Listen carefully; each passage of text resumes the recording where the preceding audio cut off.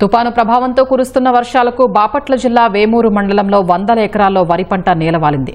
పొట్ట దశలో ఉన్న వరి పంట వర్షానికి పూర్తిగా పడిపోవడంతో రైతులు ఆందోళన చెందుతున్నారు. లక్షలు పెట్టుబడి పెట్టి నష్టపోతామని ఆవేదన వ్యక్తం చేస్తున్నారు. వివిధ పనులకు విధులకు వెళ్లేవారు వర్షం కారణంగా తీవ్ర ఇబ్బందులు పడ్డారు. భారీ వర్షాల నేపథ్యంలో లోతట్టు ప్రాంతాల్లోని ప్రజల్ని పునరావాస కేంద్రాలకు వెళ్లాలని అధికారులు సూచించారు.